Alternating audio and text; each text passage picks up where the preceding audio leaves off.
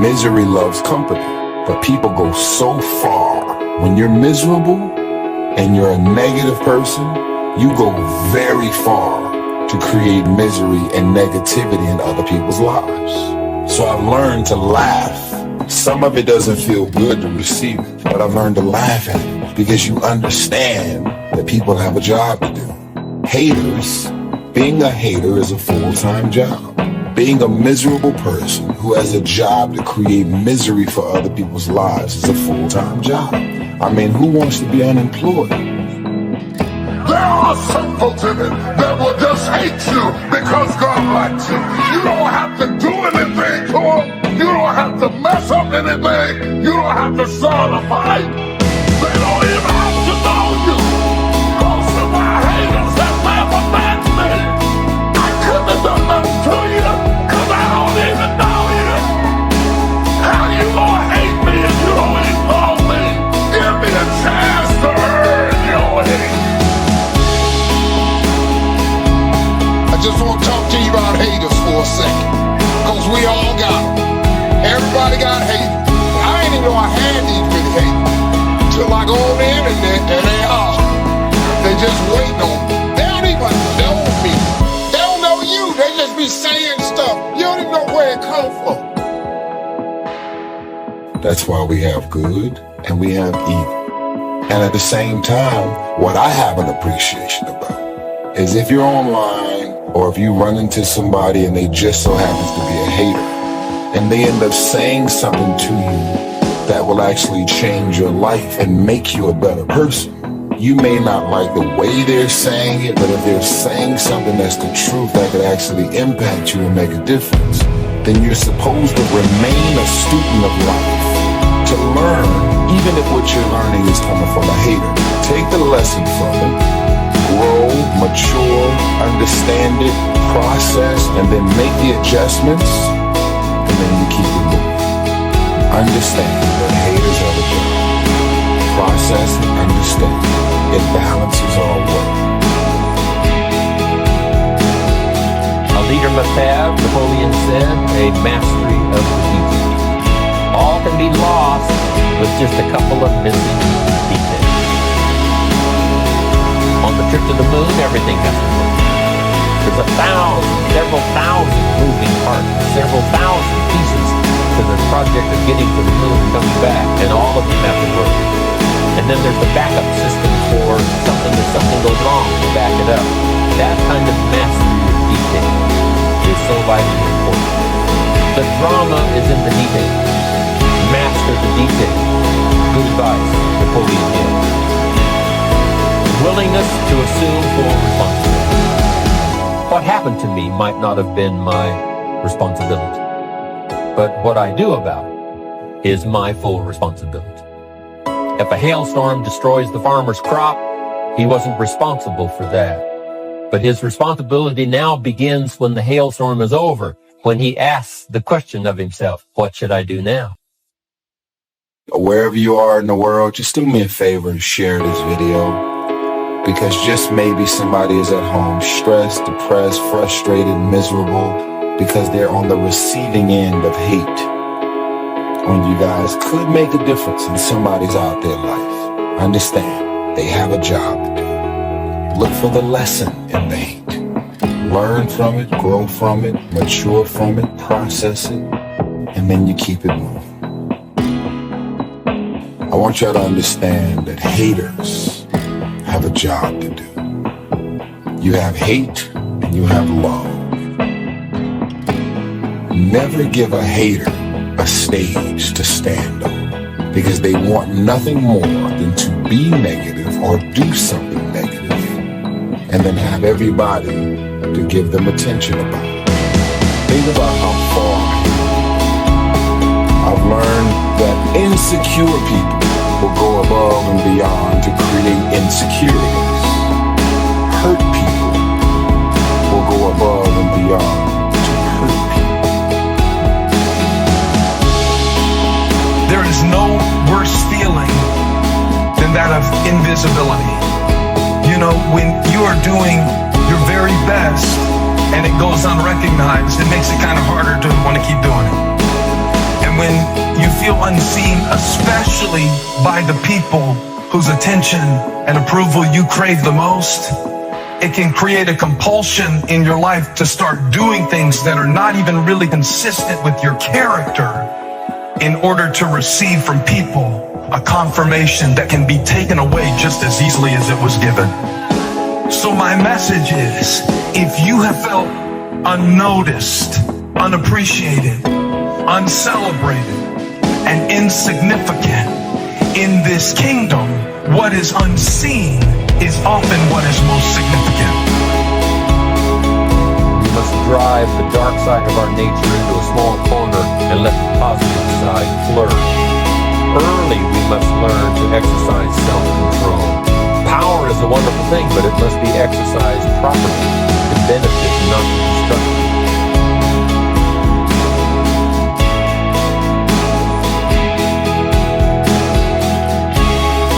So self-control is certainly necessary to be a strong leader, so that you can become the best example. The example of having your temper well managed, to having that dark side of your nature under control. The best example of choosing wise words and not being careless, that kind of control. Control of your desires, so that they fit into the positive side of life and not the negative side. Self-control, very important. When you decide, I have had enough, a leader is about to be born. Toleration is the graveyard of leaders.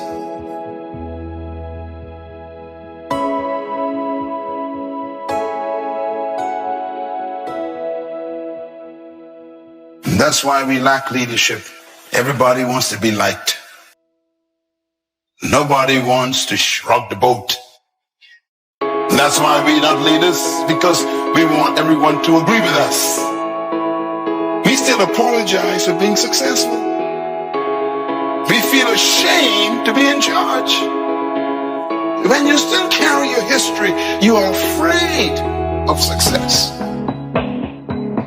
Because you may lose your friends who ain't going nowhere.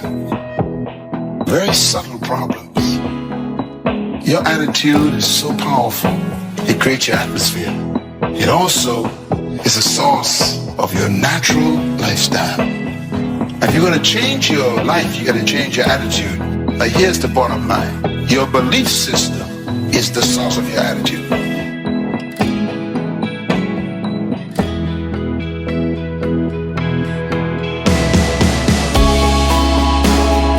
I want to say how much I appreciate you, because you hated me on a level that I didn't even know I was on. And you hated me so long that I had to go back and stare at myself to see what you saw in me that made you hate me that bad. And I started discovering who I was, because you changed my perception.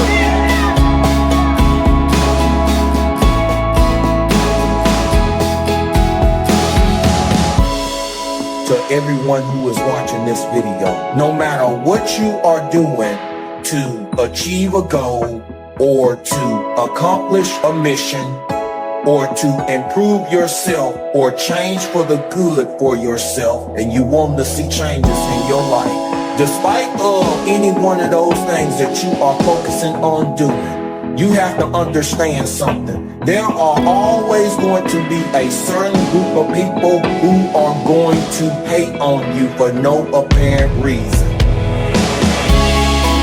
But it's going to be dependent on how you respond to it and react to it. You can either react by allowing the negative words of those haters based on what they have said consume you and to let it rule over you and allow the voices of those negative words to get into you and then into the point of defeat that you cannot do it. Or you can ignore and don't be bothered with it and then stay focused on what you are doing. Have a plan to improvise and then adapt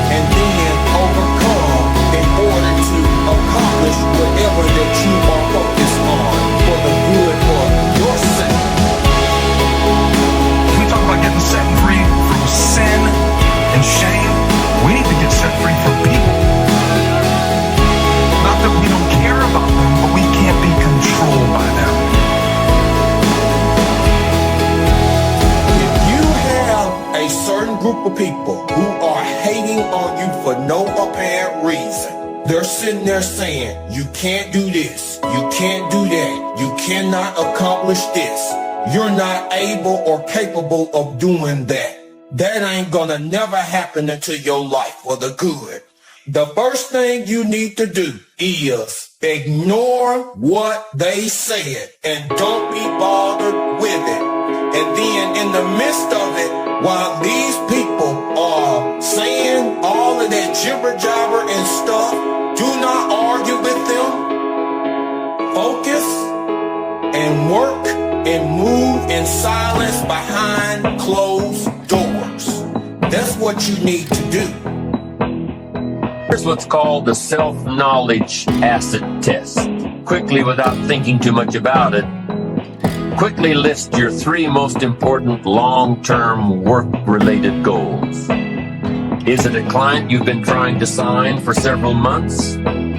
Is it a major sale you've been trying to make? Is it a promotion? Is it a partnership in the firm?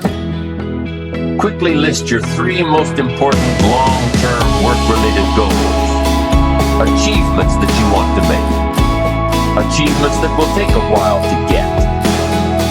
Write them down. Again, without thinking too much about it, quickly list your 3 most important personal and spiritual goals. Things that will make a difference in your personal life.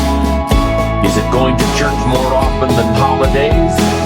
Grasping all you can from the Sunday sermon? Is it spending more quality time with your kids? Is it turning the TV off during the dinner hour and actually talking about the important things in life with your family? Is it making more dates with your spouse? Is it planning a much-needed family vacation? What is it? What are the important goals in your personal and spiritual life? Is one of them making a conscious effort to exercise more, to eat better, to lose some weight, to get in shape? What are the 3 most important personal and spiritual goals that you have? Write them down. Doesn't matter what they are, just write them down. Now, take some time to really visualize what the achievement of these goals would look like. What does your future hold for you if you landed that big client? What does your future look like if you got that promotion? If you spent more time with your family? If you planned more outings with your spouse? What does your future look like? Really spend some time on this now. It's important stuff. What does it all look like? Ask yourself, is this really my goal? Is this truly what I want? Is it a positive goal? Is it important enough to me to become what it takes to reach this goal? Is it mine? Is it worth it? If your 3 goals on the career side and 3 goals on the personal side don't stand up to these questions, you need to take some time to carefully redefine a few things. Redefine your list. Redefine where it is that these goals came from. Redefine what actually is important to you. Redefine how hard you'll really work to get them. Now, there are 2 parts to this goal setting and redefining process. There's 2 parts. Number 1, don't set your goals too low. An interesting thing that we teach in leadership: don't join an easy crowd. You won't grow. Go where the expectations are high. Go where the demands are high. Go where the pressure is on to perform, to grow, to change, to develop, to read, to study, to develop skills. Now here's the second part on setting goals. Number 1 is don't set your goals too low. Number 2 is don't compromise. Don't sell out. There were some things I went for back in those early years that I paid too big a price for. If I'd known back then how much it was going to cost me, I never would have gone for them. But I didn't know. Don't sell out. And An ancient phrase says, count the cost. Count the cost if it won't make you happy to get it. If you become less in your pursuit of getting it, if it's not worth the life you'll lead after you get it, it's not worth it. Now let's talk a little more about self-preparation. Self-preparation has two benefits. The first benefit of self-preparation is that it moves you toward your goal. You've already got it in mind. You know where you want to go. You're getting ready for it. You're doing all the things you're supposed to do. And by getting ready to achieve your goals, you're moving closer to your goals. That's how it works. The second major benefit to self-preparation is that it refuels your ambition. Your activity refuels your ambition. The things that you are doing today are getting you ready for tomorrow. It's exciting. You know that you're getting closer every day.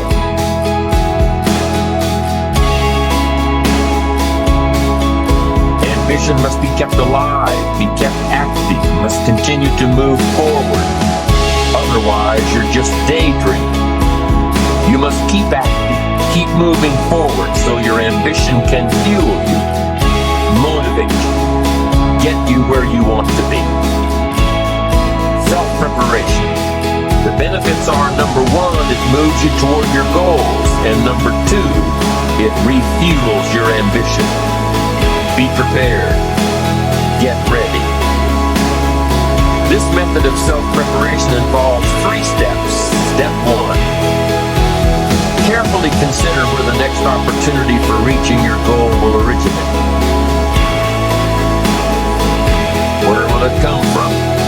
Will it come from networking with your colleagues? Will it come from reading the last book that you bought?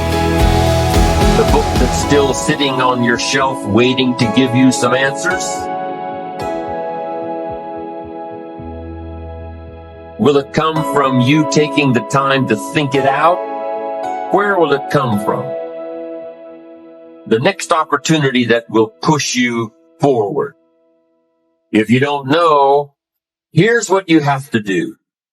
For each major goal of yours, the top priorities on your list, for each of these, take out a separate piece of paper, one single sheet per major goal. Write down your goal at the top and start listing all reasonable resources. Write down every possible place that you could find the opportunity to achieve this goal. And with each resource, classify them. Ask yourself, is this resource a sure thing? A good bet? About even chances? Unlikely? A long shot? Ask yourself these questions and classify all of the resources you have written down. That's the first step. The second step in this method of self-preparation is to make sure you know what you need to do to be prepared for your opportunities. Take your sure things first. Figure out what you need to do to be prepared when they happen. Break down your preparation into concrete steps. Make sure that you know exactly what you have to do to take advantage of the opportunity when it comes your way. Let's say that one of the top priorities on your career list of goals is to get this new client. Let's take it one step further to say that on your resource list for this goal is to have a lunch meeting with a friend who just happens to be the mentor of the client you're going after. Is this friend of yours a sure bet on your resource list? Well, let's say he is. I mean, you know this guy is a tremendous consulting source for the client you want. The client you want really listens to the opinions and advice of your friend. So you're getting ready to have lunch with your friend. What do? You've got to make sure that you're up on all the knowledge and the industry data that will impress your friend. Make him realize that he knows someone who could benefit from your knowledge and your vitality and your spirit and your experience. Impress him. Impress him so much that he goes back to his friend, the client you're after, and tells this prospective client of yours that he needs to do business with you. Be prepared. Go through your entire list of goals and resources and classify them. Break each resource into concrete steps of preparation. Start by working on the sure bets first, and then move down the line. The long shots will come through every so often, but start with the resources that will serve you best now. Get ready for the opportunities before they come your way. Step 3 in the self-preparation method is to do all you can to make each opportunity more likely to happen. After you've determined what you have to do to get ready to be prepared, after you've determined this, see what you can do to expedite the process. What can you do to increase the likelihood of this opportunity? Go over it and over it and over it. Use these 3 methods again and again as you assess where you are now and where you have to go next to keep moving toward the achievements that are most important to you. Step 1, consider your resources. Step 2, determine what you have to do to get ready. Step 3, expedite the opportunities. And by the way, this method of self-preparation works wherever you are in your journey. Whether you're close to your goals or whether you're just starting your journey of self-direction. This method works. Have working knowledge to draw from. Continually work on yourself in preparation of where you want to be. Build a reservoir of thoughts and ideas and philosophies and experiences that are your own. Build, grow, change, get ready, be prepared. Be prepared for a life worth living. Now here are the 4 ifs that make life worthwhile. Number 1, life is worthwhile if you learn. Nothing worse than being stupid. Life is worthwhile if you learn. Learn from your personal experiences. Learn from other people's experiences. Second, life is worthwhile if you try. Now you've got to take what you've learned and see if you can try your hand at it. Someone says, well, you can't try, you have to do. No, you have to try. I put the bar up 2 feet and ask the kids who can jump 2 feet. I can, some say. I can't, some say. I don't know, some say. How are you going to know? You don't. You've just got to try. Just back off and run at it. How are you going to know if you don't try? Now, what if you knock the bar down? Does that mean you can't jump 2 feet? No. You have to what? Try it again. Of course, you have to try.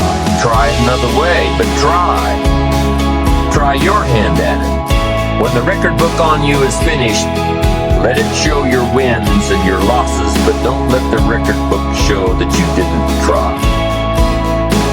Next, life is worthwhile if you stay. You've got to learn to stay. Now, you don't have to stay forever. Just stay till you see it through. A guy builds a foundation, then he wanders off somewhere and builds another foundation. He's got these foundations scattered all across the country. I mean, no walls, no roofs, just a bunch of foundations. Not a good reputation. Stay. You don't have to stay forever. Just stay to finish something. Don't fall into the trap of less than refined sophistication. Stay.